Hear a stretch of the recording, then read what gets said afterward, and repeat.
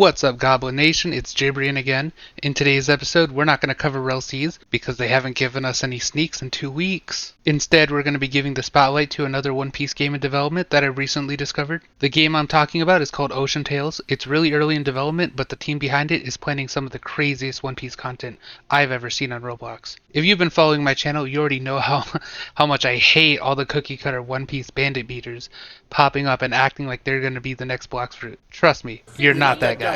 But these guys might be. Don't forget to like and subscribe because I'm going to make it big and you want those bragging rights. I subbed to Jabrian before he hit 500. Without wasting any more of your time, because I respect you guys so much, let's get into the video. Now, the first thing I saw that really set this game apart from the others was this Whitebeard model. He doesn't look like much compared to something like RLCs, but he's way bigger than the average character model, which is something most One Piece games don't mess around with. The world of One Piece is full of giant people, but none of the games ever experiment with it, and everyone's like the same height. On the topic of different character models, here are all the races he says he plans on adding, and Giant is included as a possibility, which would be the first, I think. Unless there's one I don't know about that has done this already. And take a look at the bottom where he says OP users can put wings on you which give you flight. None of the Roblox One Piece games have ever experimented with the body swapping abilities of the Control or OP fruit. So this would be really unique, especially if you can do different types of animals. And another note, console and mobile support, which is always a plus. The bigger the community, the better. And the thought of each race getting its own starting island would be so cool. And if you're wondering how that may work in this kind of a game, well, it's not a bandit beater. So there's no progression system like you're used to. And the sword system he talks about here is so cool. Just the idea of naming your sword and then it becoming famous enough to be sold so other players can get a copy. That's so cool. And really feels like it would belong in the One Piece universe. And just look at all the fruit he has planned already. I mean, I know the game's super early in development, so most of these don't have any work done on them, but just seeing how ambitious the game is really makes me feel hopeful for the future. He's even got plans for the Buster Call. Could you imagine blasting an entire island? And the game's gonna have skill trees too.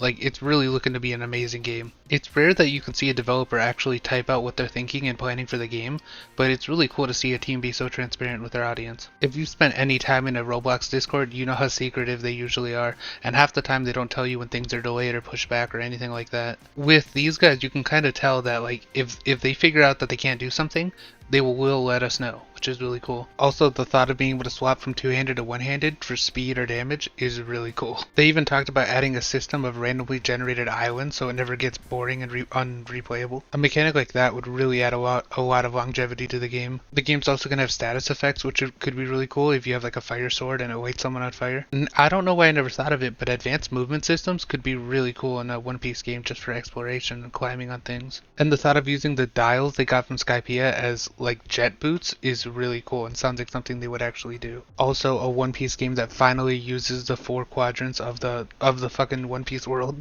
It seems like most of the One Piece games just take Devil Fruit and then throw pirate theme, and then they're like, that's One Piece, that's enough.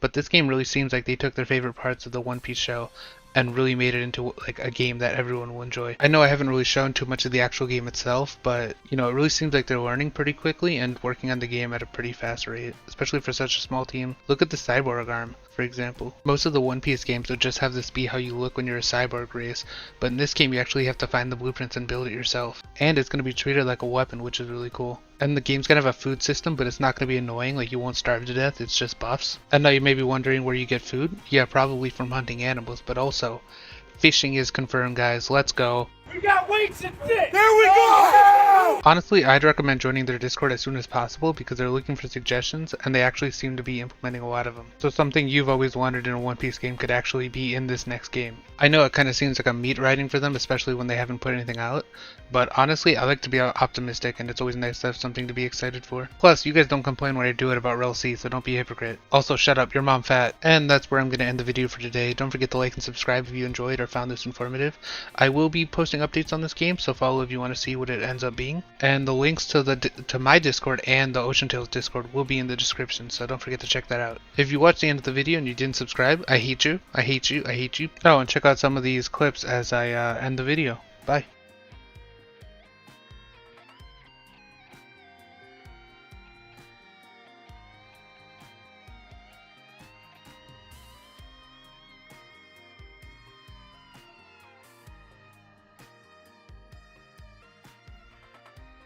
If you're still here and you're not subscribed, why?